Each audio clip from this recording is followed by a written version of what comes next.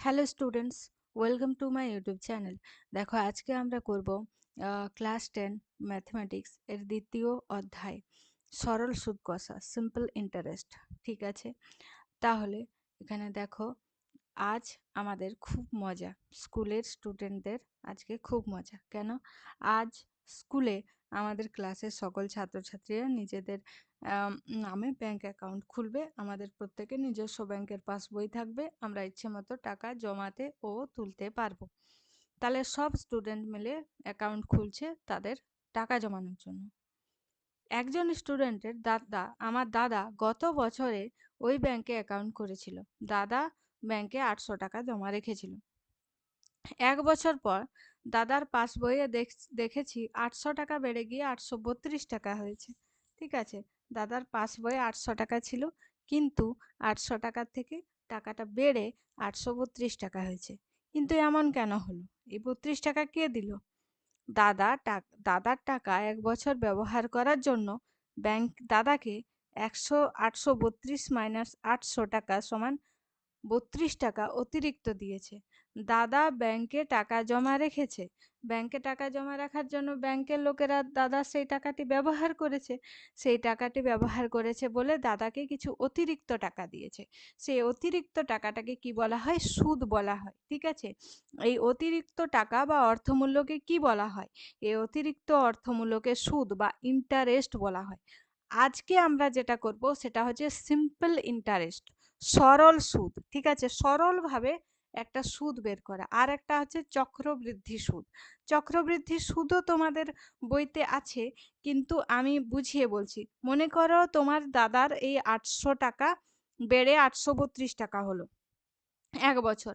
পরের বছরে সরল সুদে সেই 800 টাকারই সুদ আরো 32 টাকা যোগ হবে। কিন্তু যদি সেটা চক্রবৃদ্ধি সুদ হতো, তাহলে সেই 800 পরের বছর, দ্বিতীয় বছরে 832 টাকার সুদ পেত। ঠিক আছে, সেটা আরো একটু বেশি টাকা হতো। বোঝা গেল? সরল সুদ মানে যতটা আসল তুমি জমা রাখছো সেই আসলের ওপরেই সুদ, সেটা যত বছর পর্যন্ত হতে পারে। ঠিক আছে, আর চক্রবৃদ্ধি সুদ হয়ে যাচ্ছে তোমার সেই সুদেরও আবার সুদ পাবে। ঠিক আছে, সেই সুদ আসল মিলে যে টাকাটা হবে সেটার পরের বছর সুদ পাবে। আবার সেটা যোগ হয়ে যত টাকা হবে সেই সুদ আসলের মধ্যে যে সুদটা হবে সেই সুদটা তুমি পাবে। সেটা হয়ে যাচ্ছে চক্রবৃদ্ধি সুদ। কিন্তু আমরা এখন করব সরল সুদ। সরল সুদ কি? তুমি যে আসল টাকাটা জমা রাখছো সেই আসল টাকাটার থেকেই 1 বছর সুদ পেলে, আবার পরের বছর সেই আসল টাকাটার থেকেই সুদ পেলে, আবার পরের বছর সেই আসল টাকাটার থেকেই সুদ পেলে। ঠিক আছে, এই ধরনের সুদকে সরল সুদ বা সিম্পল ইন্টারেস্ট বলবো। এখানে সুদ 832 মাইনাস 800 সমান 32 টাকা। এবার বুঝলে 32 টাকা তার দাদার খাতায় জমা হয়েছে সুদ হিসাবে। আসলটাকে আমরা কি বলছি এখানে? প্রিন্সিপাল। সেটা কত ছিল? 800 টাকা। 800 টাকাটা যেটা সে জমা দিয়েছে সেটা হচ্ছে আসল টাকা। ঠিক আছে, সুদাসল বা সবৃদ্ধিমূল কি বলবো? অ্যামাউন্ট। অ্যামাউন্টটা হচ্ছে সবৃদ্ধিমূল বা সুদাসল। সুদ আর আসলের টাকা যোগ হয়ে যত টাকা হয়েছে সেটাকে আমরা অ্যামাউন্ট বলবো। ব্যাংকে কি জমা, ব্যাংকের খাতায় আমরা কি চেক করি? অ্যামাউন্ট চেক করি। কত টাকা? 832 টাকা। সুদ আর আসল মিলে টাকাটা। ঠিক আছে, আর সময় টাইম হচ্ছে 1 বছর ছিল। আসল বা মূলধন, আসলটাকে আমরা আরো কি বলতে পারি? মূলধন। যত টাকা ধার দেওয়া বা নেওয়া অথবা যত টাকা গচ্ছিত রাখা হচ্ছে, মনে করো তুমি ব্যাংকে 1000 টাকা জমা রেখেছো, তাহলে সেই 1000 টাকাটা হয়ে যাচ্ছে তোমার মূলধন। ঠিক আছে, সময়, যত সময়ের জন্য ধার দেওয়া বা নেওয়া হয় বা গচ্ছিত রাখা হয় সেটাই হচ্ছে সময়। মনে করো তুমি 5 বছরের জন্য জমা রেখেছো, তো 5 বছরটা সময়। সুদ কোনটা? উত্তমর্ণের বা পাওনাদারের, ক্রেডিটার। ঠিক আছে, যে টাকাটা পাবে, অর্থ সাময়িকভাবে ব্যবহার করার অধিকারে, মানে উত্তমর্ণ তুমি তুমি ব্যাংকে টাকাটা দিচ্ছ তাই তুমি উত্তমর্ণ। ঠিক আছে, বা পাওনাদার। তুমি তো টাকাটা জমা দিচ্ছ মানে কোনোদিন তুমি পাবে টাকাটা, তাই না? তো সেই জন্য তুমি হয়ে গেলে পাওনাদার।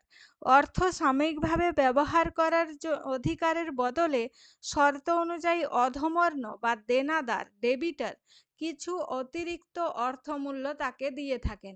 এই অর্থমূল্যকেই কি বলা হয়? সুদ বলা হয়। যে ব্যক্তি বা সংগঠন টাকা ধার দেন তাকে উত্তমর্ণ বলে, আর যে ব্যক্তি বা সংগঠন টাকা ধার করে তাকে অধমর্ণ বলা হয়। যখন কোনো ব্যক্তি পোস্ট অফিস বা ব্যাংকে টাকা জমা রাখেন তখন তিনি উত্তমর্ণ। মানে তুমি যদি টাকা জমা রাখো, তোমার দাদা যদি টাকা জমা রাখে, তাহলে তোমরা উত্তমর্ণ। আবার ব্যাংক বা পোস্ট অফিস যেখানে টাকাটা জমা রাখা হচ্ছে, সেটা হচ্ছে তখন অধমর্ণ হয়ে যায়। ঠিক আছে? যখন কোনো ব্যক্তি পোস্ট অফিস বা ব্যাংকে টাকা জমা রাখে তখন তিনি উত্তমর্ণ, আর পোস্ট অফিস বা ব্যাংক হয়ে যায় অধমর্ণ। এই তাই পোস্ট অফিস বা ব্যাংকে জমা টাকার উপর সুদ দেয়। তারা যেহেতু একটা সময়ের জন্য তোমার টাকাটা ব্যবহার করছে, তাই তোমাকে সেই টাকাটার সুদ দেবে। আবার যখন কোনো ব্যক্তি ব্যাংক বা সমবায় সমিতি থেকে টাকা ধার করেন, তখন ওই ব্যক্তি হলেন অধমর্ণ, এবং ব্যাংক বা সমবায় সমিতি হলো উত্তমর্ণ। তাই ওই ব্যক্তি ব্যাংক বা সমবায় সমিতিকে সুদ দেয়। ঠিক আছে? তাহলে টাকা ধার নিলে কি দিতে হবে? সুদ দিতে হবে। সুদ মানে অতিরিক্ত টাকা। সুদের পার্সেন্ট হয়। সুদের পার্সেন্ট মানে এখানে ওটাও বলবো যে কি 100 টাকায় 1 বছরে কত টাকা দিতে হবে, সেটাই পার্সেন্ট। ঠিক আছে? আমি ওই ব্যাংকে 500 টাকা রেখেছি, কিন্তু আমার বন্ধু সজল ব্যাংকে 300 টাকা জমা রেখেছে। তাহলে তুমি মনে করো 500 টাকা জমা রেখেছো, তোমার বন্ধু রেখেছে 300 টাকা। তোমার 500 টাকা বেড়ে 520 হলো, তোমার বন্ধুর হলো 312 টাকা। তাহলে তুমি পেলে 20 টাকা, তোমার বন্ধু পেল কত? 12 টাকা। তাহলে দেখো, একই সময়ের জন্য জমা রেখেছো, কিন্তু দুজনের সুদ কি পেলে? আলাদা আলাদা পরিমাণ সুদ পেলে। তাহলে সেটা কিন্তু আসলের উপর নির্ভরশীল, সময়ের উপরও নির্ভরশীল, আবার আসল টাকাটার উপরও নির্ভরশীল। তুমি যত বেশি টাকা ব্যাংকে জমা রাখবে, তত বেশি টাকা সুদ পাবে। ঠিক আছে? সময় স্থির রাখলে সুদের পরিমাণ আসলের পরিমাণের উপর নির্ভরশীল। আসল বাড়লে সুদের পরিমাণও বাড়বে। মানে তুমি যদি বেশি টাকা জমা রাখো, তাহলে তুমি বেশি টাকা সুদ পাবে। ঠিক আছে? ওই ব্যাংকে যে কোনো টাকা জমা রাখলে কত টাকা সুদ পাবো, কিভাবে সহজে হিসাব করব? প্রথমে ওই ব্যাংকের সুদের হার নির্ণয় করতে হবে। যেমন বললাম না, সুদে কত পার্সেন্ট সুদ, এরকম লোকে জিজ্ঞেস করে না? সেটা হচ্ছে সুদের হার। সুদের হার জিনিসটা কি বললাম আমি, যে সুদ সাধারণত বছরে হিসেব কষা হয়ে থাকে। তাহলে 100 টাকায় 1 বছরে যে পরিমাণ সুদ দেওয়া হয়, তাই বার্ষিক শতকরা সুদের হার। যদি বলে কত পার্সেন্ট সুদ, বলে না 10% সুদ, তাহলে 100 টাকায় 1 বছরে সুদ হবে 10 টাকা। ঠিক আছে? যেমন বার্ষিক সরল সুদের হার 10%, এর অর্থ হলো 100 টাকার 1 বছরের সুদ 10 টাকা। এর আরো হয়, সাধারণত 1 বছরে হয়, কিন্তু এই দেখো ষান্মাসিক মানে 6 মাসে হতে পারে, মাসিক মানে 1 মাসে হতে পারে, এমনকি দৈনিক হিসাবেও সুদ কষা হয়। একদিনে কত সুদ হবে, 6 মাসে কত সুদ হবে, 1 মাসে কত সুদ হবে, এরকম ভাবেও সুদের হিসেব করা হয়। কিন্তু বেশিরভাগ ক্ষেত্রেই কি হয়? বার্ষিক সরল সুদের হার হয়। ঠিক আছে? এখানে কিন্তু তোমাকে বলে দেওয়া হবে যে সরল সুদের হার। এখানে সুদের হার শুধু তোমার পরীক্ষাতে থাকবে না, কারণ দুটি সুদ হয়, একটি সরল সুদ আর একটি চক্রবৃদ্ধি সুদ।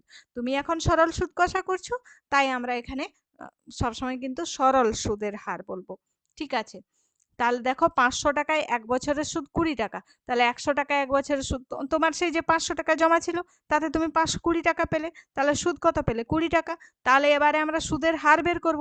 100 টাকায় 1 বছরের সুদ কত, সেটাই তো হয়ে যাবে সরল সুদের হার।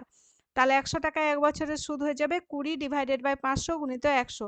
তাহলে এখানে কত হয়ে যাবে? 4 টাকা। তাহলে ওই ব্যাংকে বার্ষিক সরল সুদের হার 4%। বোঝা গেল?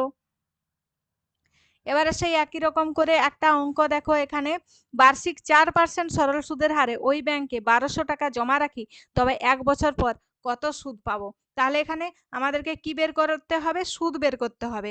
সময় দেওয়া আছে 1 বছর, আসল দেওয়া আছে 1200 টাকা, আর দেওয়া আছে সরল সুদের হার 4%। সরল সুদের হার মানে আমরা জানি 100 টাকায় 1 বছরের সুদ কত, সেটা দেওয়া আছে 4 টাকা। তাহলে আসল সময় সুদ, গণিতের ভাষায় সমস্যা লিখবো। আমরা এখান থেকে কি পেয়েছি, 100 টাকায় 1 বছরের সুদ 4 টাকা, তাহলে 1200 টাকায় 1 বছরের সুদ কত। ঠিক আছে, তাহলে এখান থেকে আমরা যদি বের করে নিই, কাটাকুটি করে কত হবে, এখানে দুটো শূন্য এখানে দুটো শূন্য কাটা যাবে, তাহলে 12 4 48 টাকা। বোঝা গেল, 48 টাকা হলো। এরপরে আছে প্রয়োগ 2।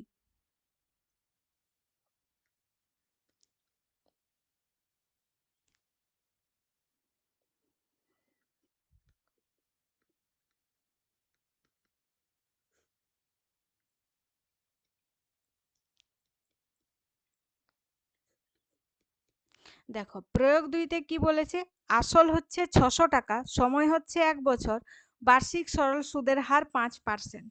ঠিক আছে, তাহলে বার্ষিক সরল সুদের হার 5% মানে 100 টাকায় 1 বছরের সুদ 5 টাকা।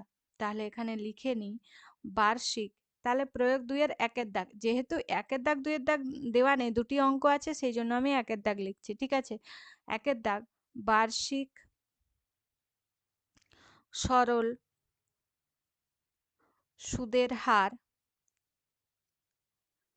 5%, অর্থাৎ 100 টাকায় 1 বছরের সুদ 5 টাকা। গণিতের ভাষায়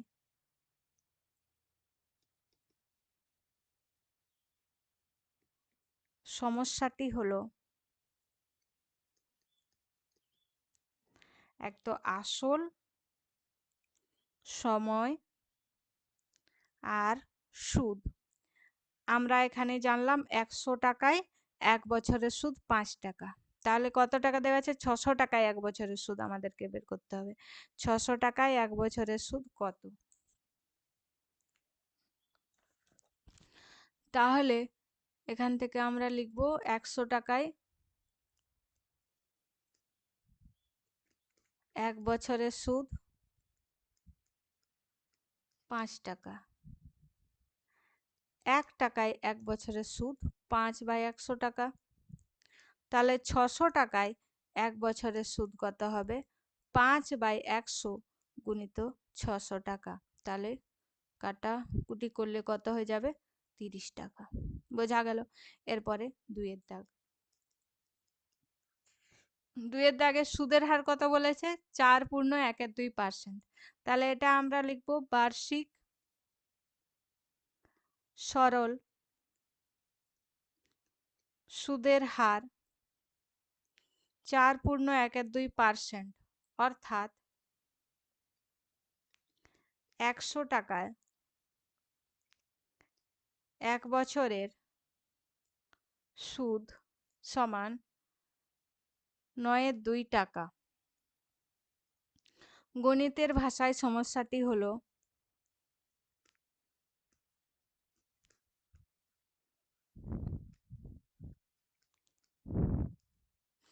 আসল,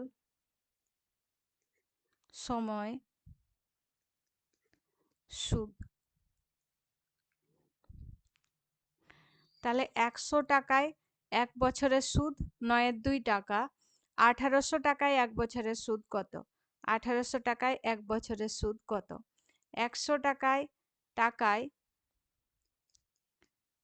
1 বছরের সুদ 9/2 টাকা।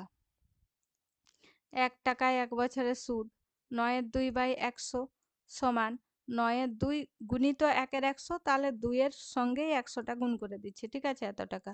আর 1800 টাকায় 1 বছরের সুদ হবে 9/2 গুণিত 100, আর এটা গুণিত এটা ওপরে হবে 1800 টাকা। ঠিক আছে, তাহলে এটা কাটা গেল, 2 9 18, তাহলে 9 9 81 টাকা হবে।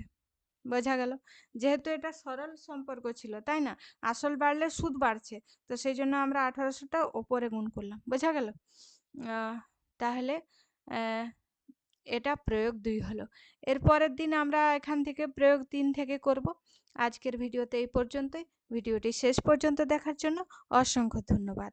তোমরা যদি আবার এরকম আমার ভিডিও থেকে ম্যাথ করতে চাও, উম সমস্ত প্রশ্নের উত্তর দেখতে চাও, পুরো বইয়ের প্রশ্ন উত্তর আমরা এইভাবে করব, তাহলে তোমরা আমার চ্যানেলটিকে সাবস্ক্রাইব করে রাখতে পারো।